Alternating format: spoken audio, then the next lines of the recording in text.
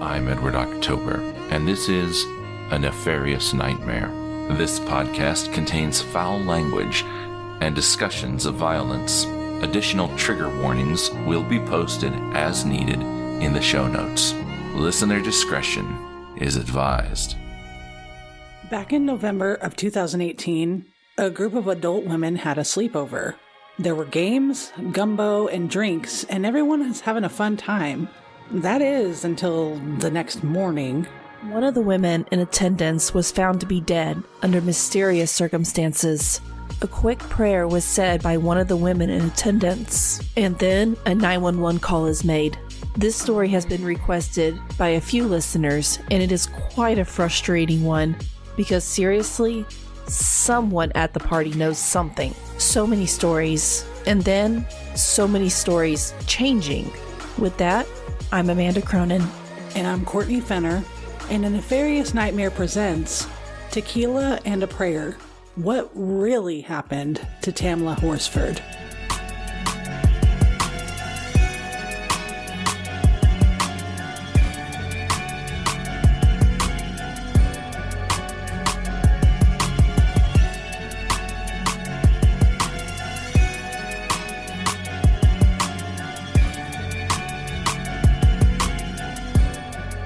Before we continue with this story, we want to make you all aware that, as with every case we cover, all parties are presumed innocent until proven guilty by law. We shouldn't have to give that disclaimer, but there it is. Take that however you may and deduce from this case what you will. We have our own minds made up, and I think after listening to this podcast as a whole, you can probably guess what that is, but please draw your own conclusions. Always keep the victim and their family in your mind when doing so. Forsyth County, Georgia has a major history of extreme racism, starting around 1912. In 1910, there were just over 10,000 white and 1,000 black people residing in Forsyth County. There are several examples of the history of severe racism, which you will come across in a quick Google search. But one major example is that on September 9th, 1912, a white 18-year-old girl named May Crow was found brutally raped and murdered in a wooded area. The only item that was found by police was a small pocket mirror nearby, and it was assumed to have belonged to a 16-year-old boy by the name of Ernest Knox. Shortly after, he and a few friends were arrested despite there being no link to the crime. One of his friends was a 24-year-old by the name of Rob Edwards. He is important, so remember his name. They did live close by and they were all black, so it's been alleged that they were targeted due to those facts. False confessions have been a topic brought up in many true crime shows and podcasts. And it's been believed that Ernest gave a false confession because he was taunted and threatened by the lead deputy via mock lynching. All of them were arrested and then held at the county jail. There was quite a bit of public outrage, and an all-white mob then busted in and shot Rob, murdering him. And then they dragged him through the streets right up to the entrance of City Hall, where he was then hanged publicly from a telephone pole as if to send some message. The mob then went door to door, demanding that all black residents leave the county within 24 hours, and then they'd ransacked their homes, killed their livestock, and destroyed everything that they owned. This county stayed primarily white until 1987, when this quote-unquote racial cleansing was highly publicized. Activists and allies protested to remind the county of the heavily racist past, while several white residents retaliated with a so-called peaceful protest in response, holding signs saying things such as "Keep Forsyth White" and hurled slurs and hate at the black residents. The white residents also threw rocks and other heavy items at them. So today, the county has a population of more than 244,000, and while more than 182,000 are white, only 9,500, or 4%, are black. So it's changed, but not by much. As a whole, this was known as, quote, racial cleansing that drove 1,100 black residents out of Forsyth County, end quote, according to one of our sources. All of this to say, essentially, it hasn't gotten better. We, as well as many others, agree that this is hugely relevant to the entire story. So, it's important to be aware that while we do not know whether anything had happened to Tamla was racially motivated or not, we do know that there are racist undertones that do take place in the county altogether, as well as in this case, which includes some insensitive and tone-deaf things that were said after she had passed. Some will argue that because there's a minority that's also highly suspicious in this case, that this can't be a racism issue. I'm here to tell you that this is not at all true. Please remove that from your mind moving forward when listening to this episode. If you're looking at this entire story through that lens, like, saying, oh, they were Latino, so they couldn't have been racist, then your perception of the whole case is skewed, and you probably aren't paying much attention to the bigger picture, which is a black woman died under mysterious circumstances, and the entire case is a clusterfuck from the moment she was seen. Tamla Horsford, also referred to as Tam, was born October 10th, 1978 in St. Vincent and the Grenadines in the Caribbean. She lived there until she was 12 when she and her family moved to the Bronx in New York. When she was older, she moved to Florida where she met her husband, Leander, also known as Lee, who had a daughter from a previous relationship, and they went on to have 5 sons together. By all accounts, Tam was close with Lee's daughter and made her feel included and accepted her as though she was her own. When Tamla passed away, her youngest son was only 4 years old. Tam had a really close friend by the name of Michelle Graves, who we will bring up later again, very briefly, but she is a huge reason why this case has gotten a lot of attention. Tamla was known to be a compassionate and selfless person. She was the life of the party. She liked to laugh, to dance, to have fun. Leander had to relocate for work, so the Horsfords picked up and moved to Georgia 5.5 years prior to this whole incident. Tam quickly made friends because she's warm, outgoing, charismatic, and really had this motherly instinct to her. She was heavily involved in her children's extracurriculars. Basically, she was the kind of mom who was there at the football games cheering her kids on, did the whole PTA thing, and also liked to have fun with the adults when the kids went to bed, which that is absolutely fine. Side note, we as parents, we deserve some time to unwind and let loose too, so please don't judge. I mean, parenting isn't our entire personality or anything. Yeah, that's part of it, but I mean, sometimes we just want to chill, man. Anyway, her daughter was pregnant, and she was just thrilled about becoming a grandma. She was simply a free spirit, but also really cared a lot about her kids. She also really enjoyed making friends. It was one of those situations where people could have likely taken advantage of her kindness. There was a birthday party being celebrated, which was held by the homeowner, Jean Myers, who was turning 46, and it was planned and organized by Stacy Smith, a friend of Tamla's. Tam knew Jean from a youth football game held that August in which both of their sons were in attendance. The party was supposed to start at 7:30, but Tamla was busy cooking and feeding her family. Prior to even coming to the sleepover, Tam opened up to her husband Lee and said she didn't feel right about going, but didn't want to be rude or inconsiderate. So she went anyways, arriving closer to 9 p.m. This was in Cumming, Georgia, which is located in the center of Forsyth County, about 39 miles northeast from downtown Atlanta, which is one reason we brought up the horrific background on Forsyth in the beginning. Now, it is important to bring up here that Jean was also dating a pretrial probation officer by the name of Jose Barrera, who worked for the Forsyth County Sheriff's Department. Now, keep this in mind because this does come to play later, but also it's mighty weird that just about every case we cover in which the result wasn't true justice has had some heavy link to law enforcement. You know, the good old boys club, if you will. Imagine that. But anyway, Tam hung out with either Stacy or Jean the week previous for another event, so Tam felt comfortable enough and came to the birthday sleepover. They didn't allow men to be there, but, you know, men ended up sticking around, as you're gonna find out. Tam showed up at this party in this super adorable white onesie with gray paw prints all over it. She had showed up with a big, nice bottle of tequila as a gift for Jean. It's been said that Jean did not appreciate this, which I get it. If you don't drink tequila, you don't drink tequila, do you? But the way she accepted her gift wasn't with a thank you or really any kindness. It was more as if someone removed a dirty diaper and gave it to her. She was extremely stuck up about it and said something to the effect of, quote, "I don't drink tequila, I don't like this, and even you drink it." Stuff like that. All right, if you haven't watched that show on Netflix called The Watcher, I'm about to give a slight spoiler alert, so you might want to skip ahead about 10 seconds.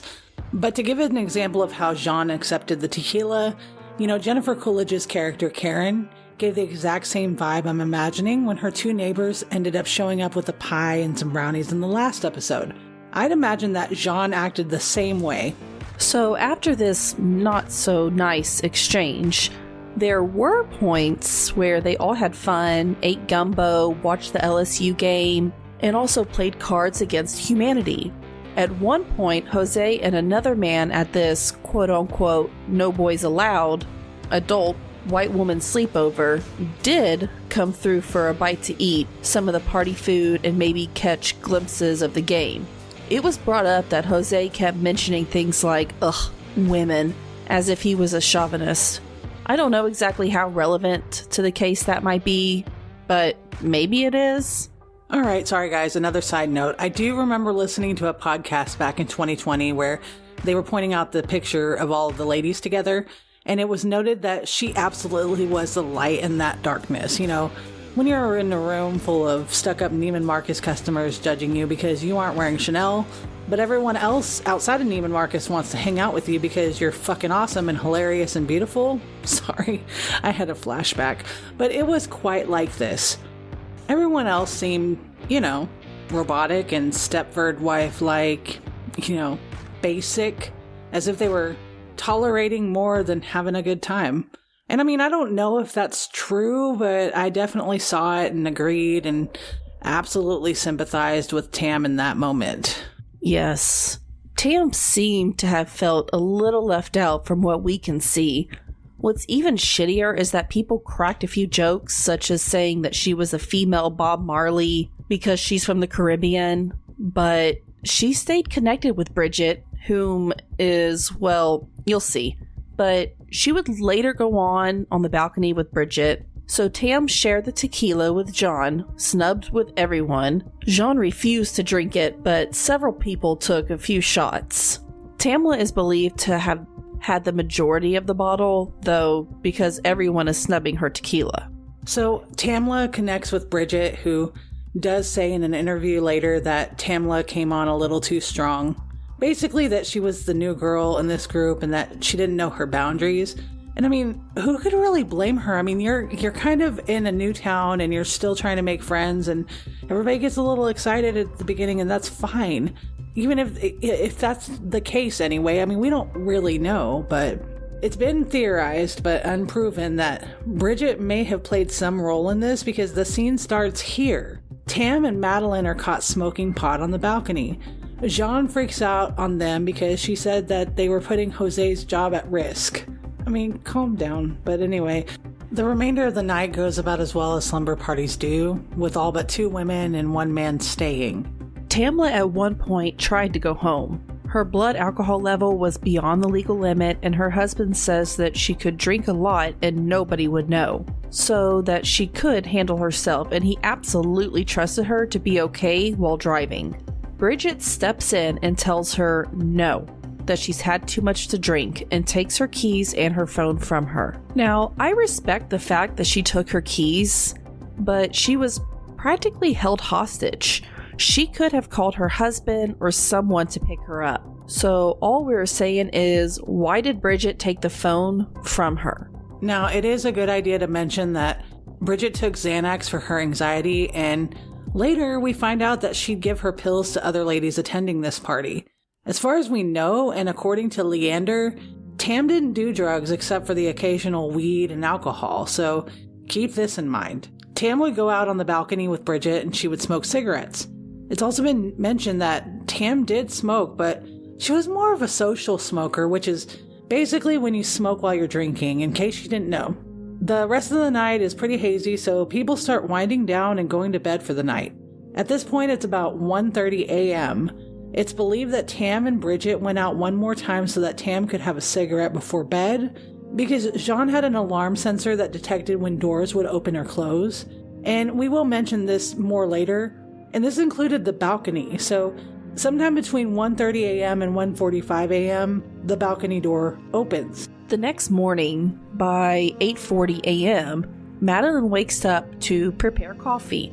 As she's doing this, she looks out the window and sees what looks to be a white onesie with gray paw prints. Upon further looking, she notices it's Tamla laying face down, not moving. Hey, Courtney, if you were in Madeline's position and you noticed your friend laying face down in your yard, what would you do? I would go outside and check on them, call 911. Well, evidently, the most important thing to do is to get on your knees and pray first, which is what Madeline did. She didn't call 911 or check on Tamla first. She prayed, and I get it. In a scary situation, sometimes you just need prayer or some spiritualism. But I think God or the universe would understand if you called 911 first. Yeah, I'm inclined to agree. I'm sorry, but if my friend is obviously dead and lying face down outside my window, no offense, God, but you're gonna have to walk and talk with me, you know? I'd be busy checking a pulse with one hand and dialing 911 with the other. But no, she prayed. And then she walked up to Jean and Jose's room, knocked lightly on the door, and heard water running. She assumed they were taking a shower, so she waited. Yeah, if you ask me, I'd be urgently busting in there saying, get a towel on, Tamla needs help. Any normal person probably would do that, but Madeline instead peeks out the window, gets a little more urgent, and then goes back and knocks again, a little harder this time, and this time not hearing water running. So she hears Jean and Jose tell her to come on in, so she does, and Madeline's like, your friend from the islands is laying in the backyard. Are you fucking kidding me? You know, because that's not insensitive at all. And note the passive racism to boot. This is all sarcasm, by the way. They treated Tam like an inconvenience to their day, instead of their friend who may have been dead. So basically, sometime between 8:30 a.m. and 8:45 a.m., Tam is seen like this in the backyard. A 911 call isn't made until 8:59 a.m., a full 15 to 30 minutes later. Suppose she were still breathing. If they had checked on her, they very well could have saved her. Time being wasted. The following is the 911 call that occurred. Forsyth County 911. Hi, yes, I need an ambulance and a police to my home. What's the address? 4450 Woodlet Court. 4450 Woodlake? Woodlet. Woodlet, okay. All right, 4450 Woodlet Court. What is your name? My name is Jean Myers, Jeanne. Okay, and your phone number is 609? Yes. Okay, what's going on? We had people over last night. We were drinking. Most of us went to bed. One of them stayed on the balcony. She was drinking, and we just went outside, and she's laying face down in the backyard. It looks like I'm guessing maybe she fell off the balcony, but she's stiff. Okay, is she breathing? I don't know if she's face down. Okay, how old is she? 41. Here, hold on. Hey, this is Jose Barrera. Hey, have y'all checked to see if she's breathing? She's not moving one bit. She's not breathing. I just try to assess her, touch her. She's completely face down in the yard. She is stiff. Okay. Do you know if she, do you see any blood or anything where she... Are you there? I am. Okay. I'm sorry, I was outside. It's okay. I'm not sure what happened to the line there for a second. Do you see any blood or anything to where, from where she fell? I don't know if I should move her over. I mean, she is completely face down. Okay. I mean, can you just check and see if she's breathing? If she's not breathing and you know she's gone, then just leave her where she's at. If she... Okay. 1 minute.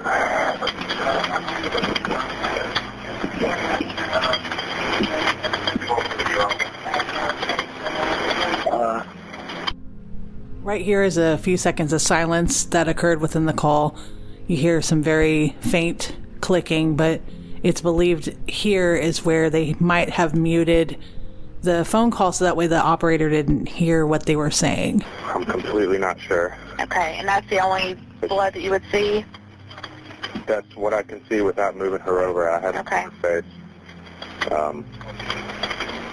Do you know if she was suicidal at all? I have no clue. I've met her one other time. You know, like my girlfriend said, we were over last night. It was her birthday party. We're not the woman that we believe to be deceased, but it's my girlfriend's birthday party. Instead of having everybody go out, she had everyone stay in. And she was the last one I saw before everybody was typically put off to bed. She was the last one in the kitchen. She was just either waiting around for a ride or waiting until the morning. Okay. How far is the where she would have fell from? How far is the deck from the ground? I would probably say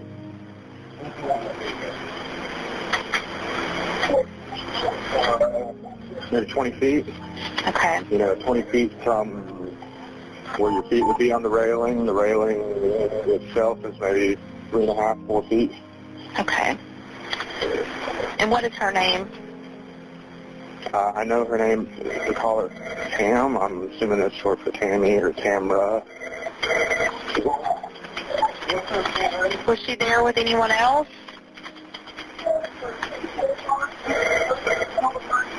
Her name is Tam Horsford, Horsford,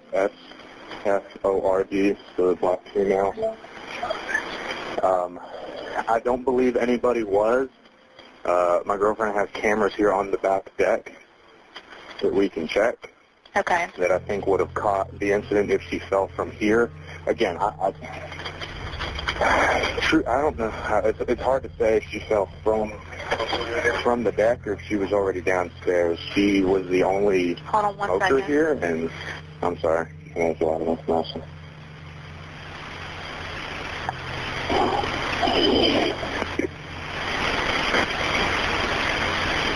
Okay, I'm so sorry about that.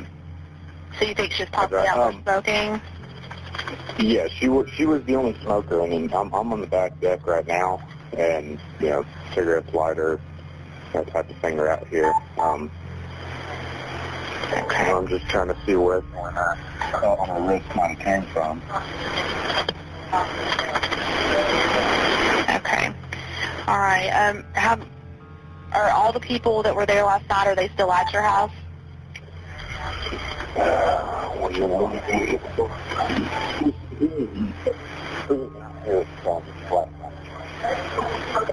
Okay. Okay, there are 4 people that were here last night that are no longer here. Okay. And they just left this morning, or they leave last night? Do you know roughly what time each of them left? Like, they completely don't know how to put it.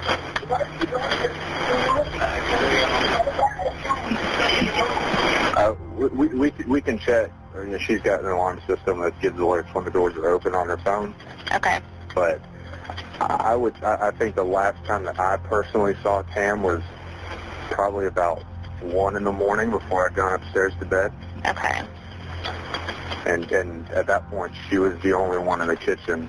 I know. Okay. Let Let me see where everybody is. I have one deputy that's about to pull into your subdivision. So I'll stay on the phone with you just for a minute. Is this going to be around back? Is that the way he needs to go? Right. So when he pulls up to the residence, there will be one car in the street, 4 in the driveway.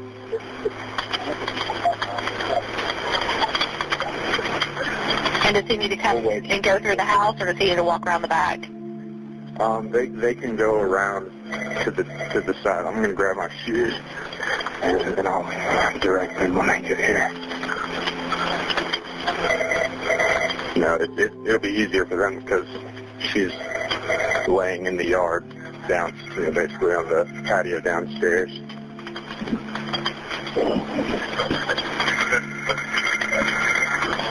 Okay. All right, I have one that should be pulling up. Do you see him outside? Yeah. Okay. All right, I'll let you go then. All right, thank you. All right, you're welcome. Bye.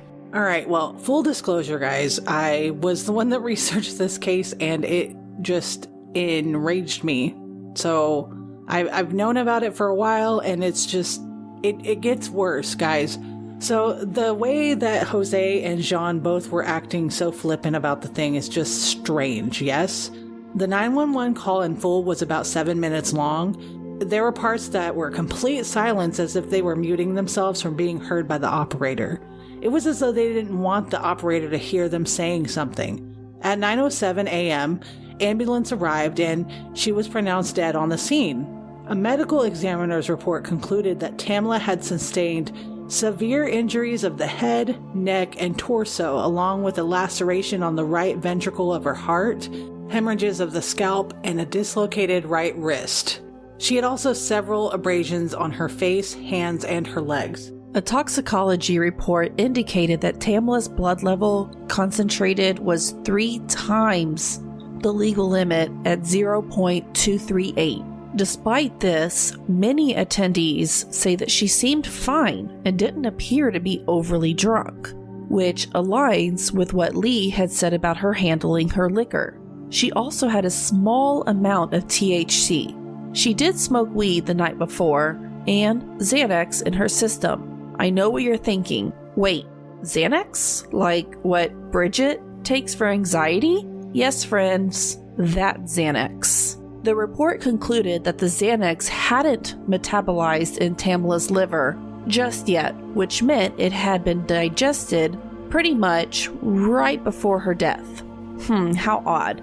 Tamla did not have a prescription for Xanax, and neither did her husband. Bridget, however, did.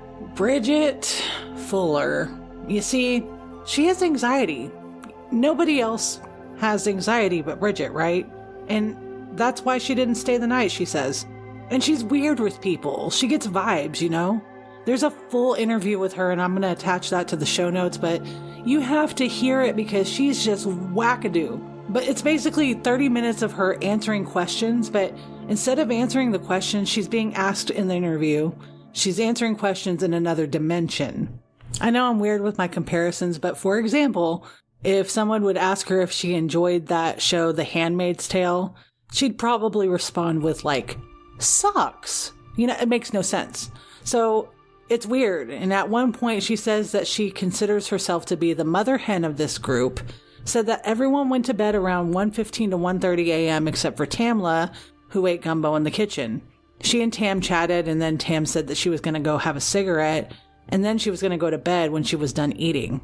Bridget allegedly carried Xanax in a necklace, but denied giving anyone, including Tam, anything that night. Stacy Smith also denied receiving Xanax from Bridget that night, but we find out later that this is a lie. After detectives found a text on Stacy's phone in which she asked Bridget for more, quote-unquote, medicine. She said that it had helped her that morning, which is the morning Tamla was found dead. Jean had an alarm system installed in her home which recorded every time the door opened. The front door, the back door, and the garage was opened and closed via automatic text sent to her cell phone. We mentioned this earlier.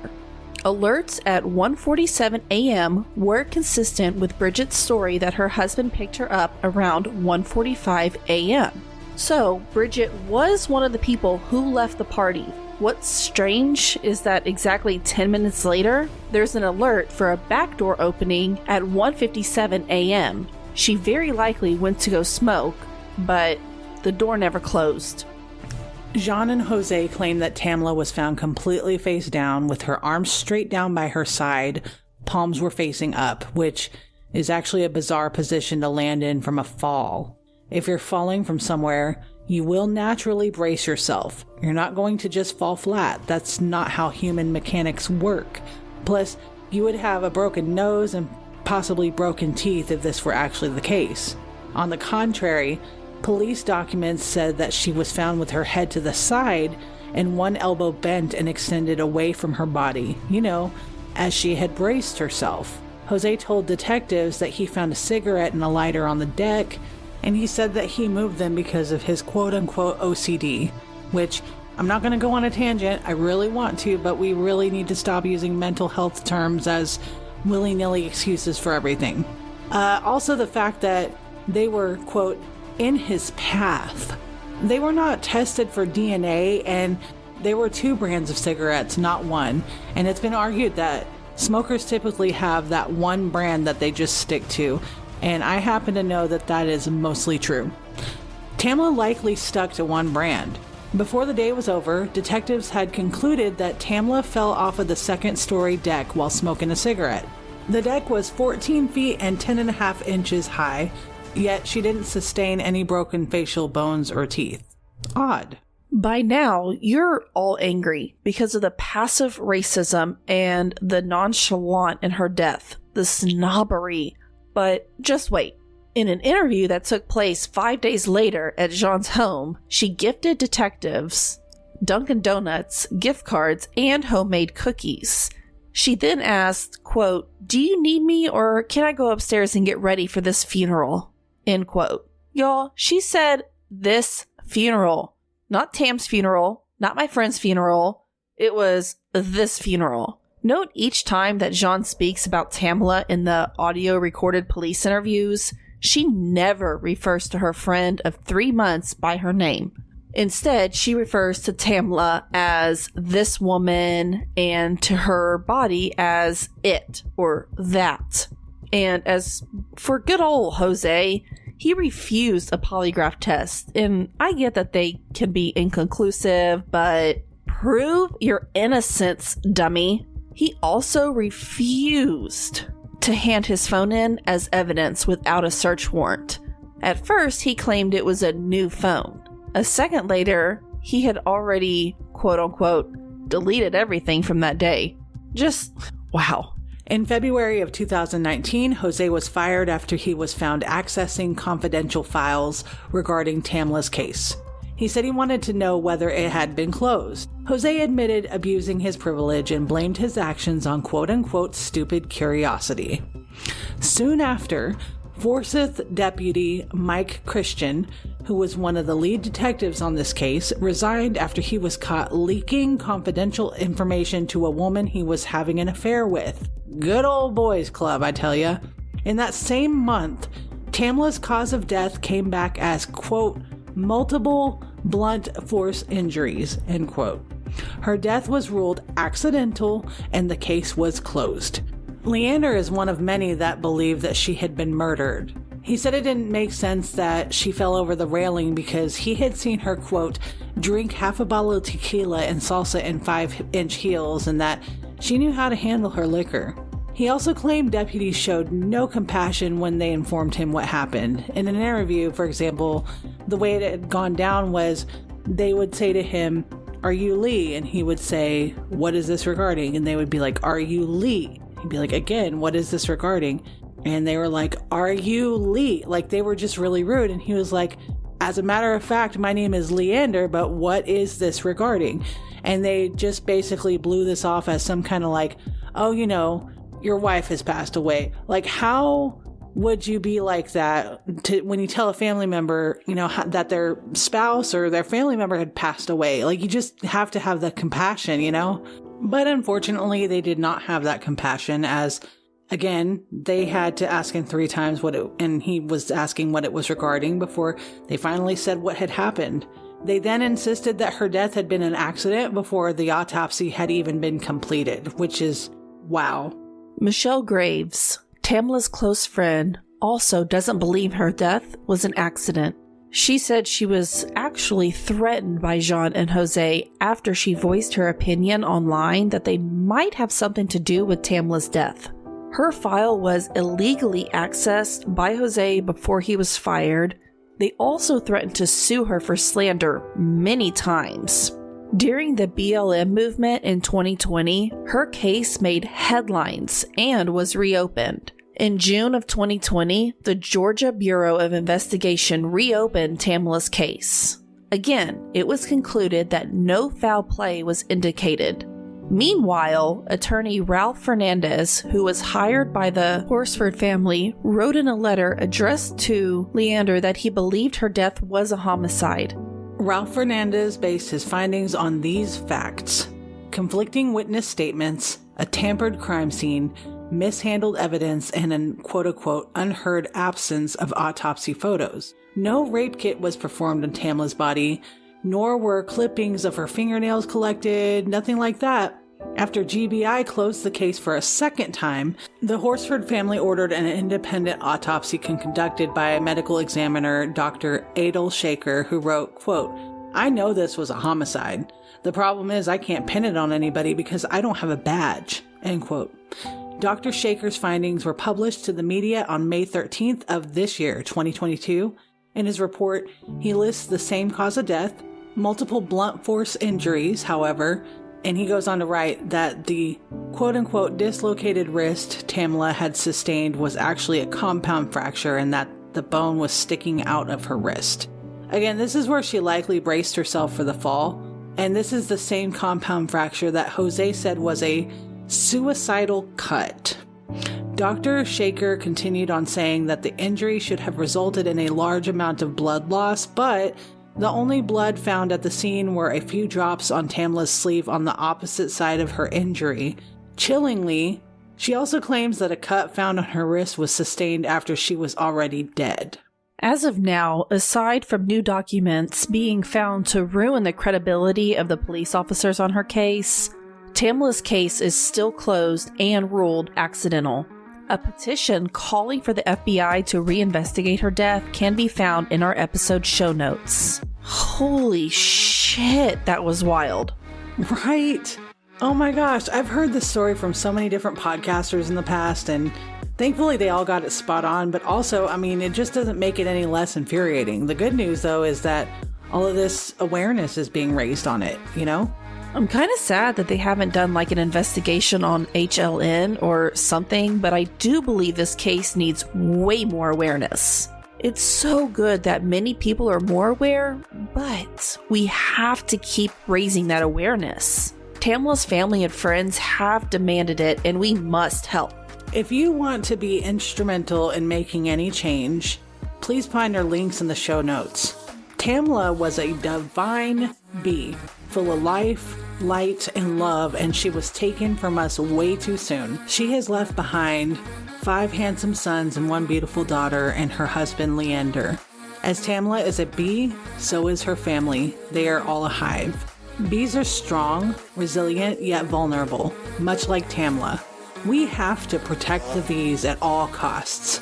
That means even signing petitions for this case. They are necessary for life, and without bees, we all die off. So be vigilant, for when you mess with the bees, you get the hive.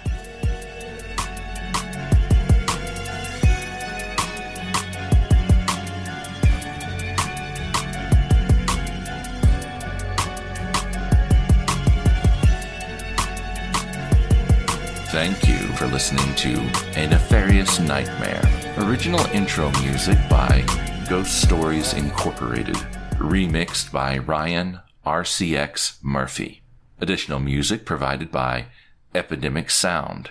This podcast was researched, scripted, and produced by Amanda Cronin and Courtney Finner. A Nefarious Nightmare is a Cloud 10 iHeart podcast. managed by A Nefarious Nightmare, Sim Sarna, and Jamie Rice of Murderish and Dirty Money Moves. Thank you again for listening, and be vigilant.